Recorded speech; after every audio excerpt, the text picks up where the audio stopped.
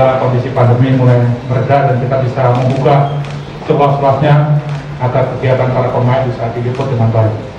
Yang pasti dari kejurnas ini akan dipertandingkan 2 kategori, yaitu kejuaraan bergu dewasa antar klub dengan format Piala Sudirman jadi bergu campuran. Kemudian satu lagi kejuaraan nasional khusus kelompok taruna atau U19. Jadi ada dua event yang berlangsung digelar bersamaan. Selain itu di akhir tahun ini di tempat yang sama PBSI juga masih punya gelaran yang lain, yaitu adanya musyawarah kerja nasional langsung tanggal 15 sampai 17 di Plaza PBSI juga. Itulah salah satu agenda yang menjadi amanat dari adik-adik PBSI di setiap akhir tahun. Assalamualaikum warahmatullahi wabarakatuh. Selamat siang, salam sejahtera kepada seluruh rekan-rekan media yang hadir di sini. Bapak Rioni Mainaki, Kabid Binpres PPPBSI, Bu Mimi, Kabid Turnamen PPPBSI, dan juga Bapak Riki Subagja, Kabid Pengembangan Prestasi Daerah PPPBSI, Pak Broto, Kabid Humas PPPBSI. Untuk acara hari ini adalah acara press conference Kejurnas PBSI 2022, di mana kami PBSI akan melaksanakan kejuaraan ini dengan tajuk BNI Kejurnas PPPBSI 2022 yang akan dilangsungkan di Pelatnas Cipayung pada tanggal 12 hingga tanggal 17 Desember 2022.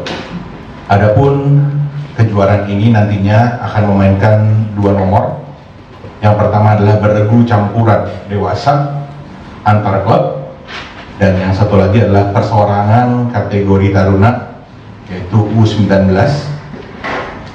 Adapun area pelatnas sendiri dipilih sebagai tempat berlangsungnya BNI Kejurnas PBSI 2022 agar para pemain-pemain muda yang akan bertanding dapat merasakan atmosfer Kawah Chandra di muka pembinaan bulu tangkis Indonesia. Pelatnas sebanyak 8 kor. Kita mulai jam 9 pagi sampai selesainya, dan setiap hari kita pertandingkan kelompok dewasa dan kelompok taruna sehingga semua, kalau ada penonton atau media yang datang pun bisa melihatnya.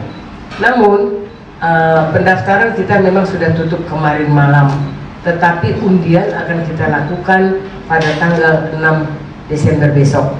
Jadi kami masih berharap menambah tidak bisa dari Pemprovnya, tetapi mudah-mudahan tidak ada nanti yang mengatakan wah pemain saya jadi sakit atau segala macam sehingga berkurang peserta. Harapan saya peserta tidak berkurang, tetapi undian bisa dilaksanakan seperti mana harusnya.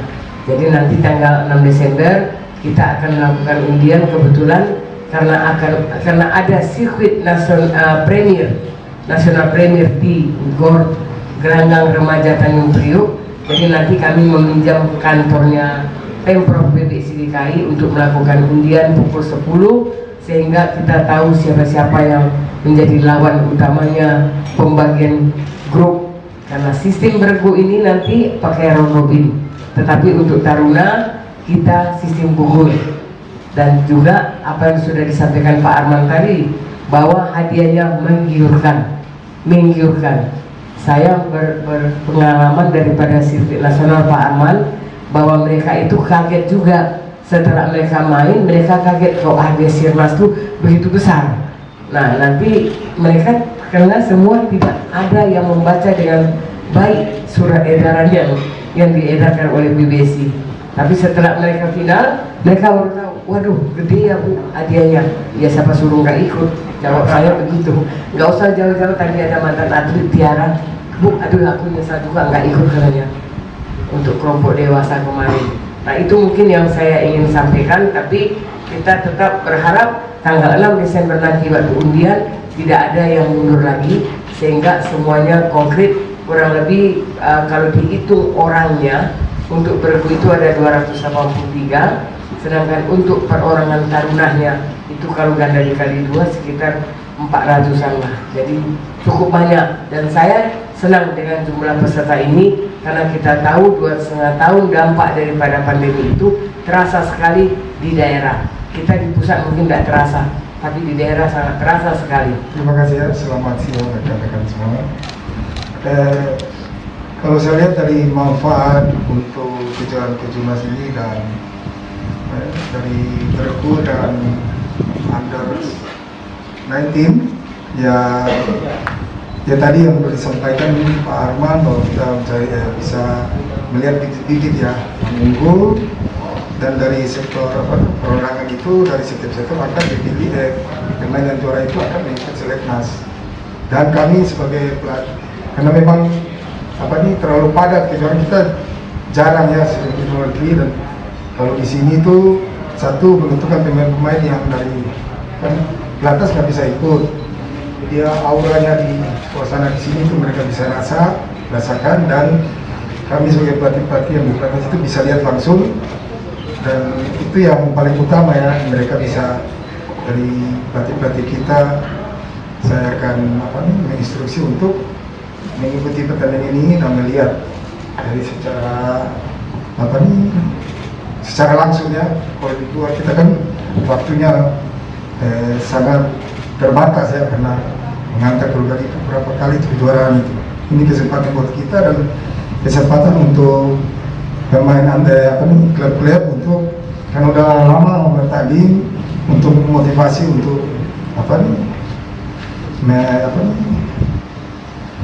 menambah semangat lagi ya, karena udah lama nggak ada persaingan dan saya harap untuk antar klub dan perorangan ini mereka bisa mengeluarkan pemain-pemain mereka dan bermain dengan sportivitas yang tinggi.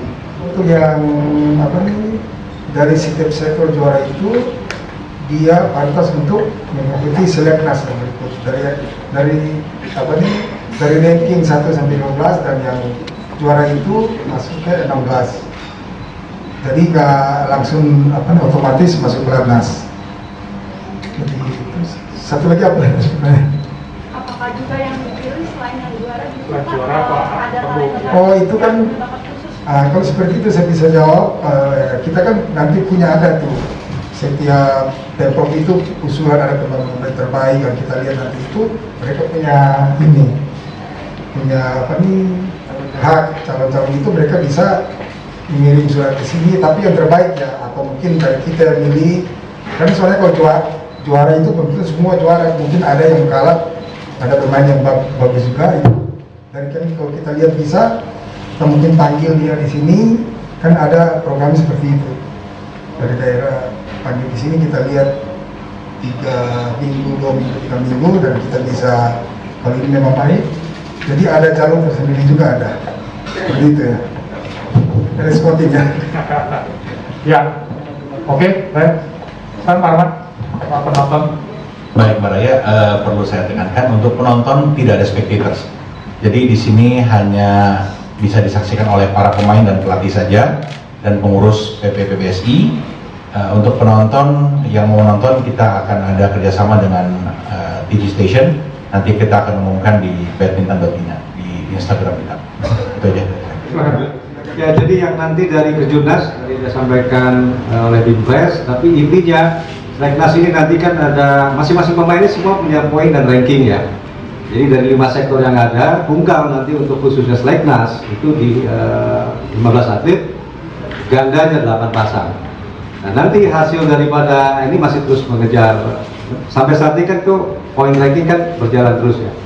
Nah nanti ya kalau yang juara otomatis pasti itu juga sudah ada rankingnya, tinggal nanti kita lihat masuk di mana, ya kan? Yang pasti tidak mutlak atau yang juara Kejurnas masuk pelatnas, mengikuti nanti di seleknas. Seleknas tadi sudah sampaikan masing-masing atlet ada poin ranking, jadi tunggal 1 sampai 15 itu nanti siapa, gandanya 1 sampai 8 siapa. Nah, jadi seperti itu mungkin Bin, jadi tidak mutlak yang untuk Kejurnas ya, namun kalau yang juara Kejurnas saya rasa ya kemungkinan besar kan ikut seleknasnya ya, tapi tidak mutlaknya ikut atau masuk dipanggil pelatnas. Kira-kira seperti itu Mas. Dari juara Mas Boy? gimana persiapannya untuk waktu final ya? ya kan awal-awal kan sebenarnya nggak masuk hitungan ya, atau Iya. dapat skill lah di sana di World Kalimantan. Silahkan. Iya, alhamdulillah kami bersyukur, puji Tuhan, alhamdulillah kita bisa masuk di World Cup final karena memang dari awal memang kita ingin main gitu di World Cup final. Dan melihat hasil pertandingan dari pertandingan yang kita jalani, hasilnya kan tidak sesuai, jadi lepaslah untuk final. Dan rezekinya tiba-tiba ada yang mundur dan kita bisa masuk. Saya dan Fadia persiapannya sampai detik ini kita sudah mematangkan apa yang memang kita mau pelajari satu sama lain, entah itu dari Fadia sendiri, dari saya juga sendiri. Jadi kita sudah bilang siap tempur untuk di World Cup final. Ya, makasih. Tempur ya. Oke, kita tunggu. Sekarang Pak Dian nih. Siap tempurnya seperti apa nih? Kamu udah latihan udah berapa lama? Pulang dari Eropa ya? Ya, latihan udah pulang dari Eropa. Betul. Udah emang nggak ada niatan buat libur sih, Iya. buat mau persiapan untuk tahun depan. Jadi pas kita tahu main latihan, jadi udah siap. Nggak kaget lagi? Udah nggak kaget sih, jadi Iya. latihannya udah nabung dari kemarin-kemarin. Donasi pentingnya seberapa hingga kamu bisa melangkah sampai masuk ke pelatnas dan sekarang menjadi salah satu pemain top dunia? Ya, aku pernah terakhir itu ikut Sirnas, Kejurnas itu di Solo, yang waktu itu masih ikutnya yang bukan yang bergu. Ya. Waktu itu kan saya tidak juara, ya kan. Terus memang Kejurnas itu sangat penting ya untuk melangkah ke jenjang kita bisa di pelatnas. Jadi untuk semua yang ikut Kejurnas ini harus benar-benar memanfaatkan kesempatan ini gitu, karena ini sangat luar biasa dan terbuka banget untuk kita bisa masuk di PBBSI. Pak Dian mungkin punya pengalaman ikut Kejurnas apa? 2019? 2016 itu aku runner up mix Pasangan sama Rehan. Rehan. Terus setelah itu, Nggak masuk ya? Double-nya double-nya semifinal sama sama Agatha. Agatha. Terus akhirnya masuk karena umur aku kan masih bisa buat Asia Junior. Akhirnya masuk. SK-nya di ganda campuran tapi terangkap main ganda putri. Untuk jadi SK-nya ganda campuran tapi malah mainnya ganda putri. Baik.